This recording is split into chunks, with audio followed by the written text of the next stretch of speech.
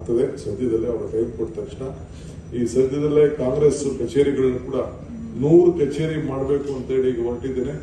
ಎಲ್ಲರೀಗ list ಕೇಳಿದ್ದಾರೆ. ಯಾರು MLA interest ತಗೊಂಡಿಲ್ಲ, ಯಾರು ಮಂತ್ರಿ ತಗೊಂಡಿಲ್ಲ, ಅದೆಲ್ಲ ಲಿಸ್ಟ್ ಕೊಡಬೇಕು ಅಂತ ಹೇಳಿ ನನಗೆ ಡೆಲ್ಲಿಯಿಂದ ಕೇಳಿದ್ದಾರೆ. ಇವತ್ತು ನಾಳೆ ನಾನು ಕಳಿಸ್ಕೊಡ್ತಾ ಇದ್ದೀನಿ.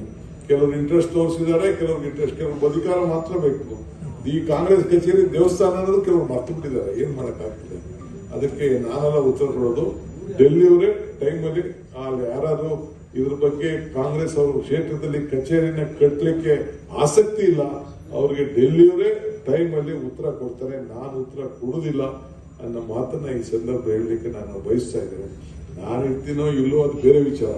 ಬಟ್ 100 ಕಚೇರಿ ಯಾರು ನಮ್ಮ ಕಾಲದಲ್ಲಿ ಮಾಡಿ ಹೋಗ್ಬೇಕು ಅನ್ನೋ ದೃಷ್ಟಿಯಿಂದ ನಿಮಿಷ ನಾವು ಪರ್ಮನೆಂಟ್ ಆಗಿ ಇರಕ್ ಆಗಲ್ಲ. ಆಲ್ರೆಡಿ 5 ವರ್ಷ ಆಗಿದೆ. ಇನ್ನು ಮಾರ್ಚ್ ಬಂತು ಅಂದ್ರೆ 6 ವರ್ಷ ಆಗ್ತದೆ. ಬೇರೆಯವ್ರಿಗೆ ಅವಕಾಶ ಮಾಡಿಕೊಡ್ಬೇಕು. ಬಟ್ ನಾನು ಲೀಡರ್ಶಿಪ್ ಇರ್ತೀನಿ, ತಲೆ ಕೆಡಿಸ್ಕೊಳಕ್ ಹೋಗ್ಬೇಡಿ. Be there in the front line, ತಲೆ ಕೆಡಿಸ್ಕೊಳಕ್ ಹೋಗ್ಬೇಡಿ. ನಾನು ಅವತ್ತೇ ನಾನು ಉಪಮುಖ್ಯಮಂತ್ರಿ ಆ ದಿನನೇ ಬಿಡಬೇಕು ಅಂತ ಹೇಳಿದೆ. ಖರ್ಗೆ ಸಾಹೇಬರು, ರಾಹುಲ್ ಗಾಂಧಿ ಅವರು ಇರು, DK ಶಿವಕುಮಾರ್ ಸ್ವಲ್ಪ ದಿನ ಇರು ಅಂತೇಳಿ ನನ್ನನ್ನು ಇರಿಸ್ಕೊಂಡ್ರು.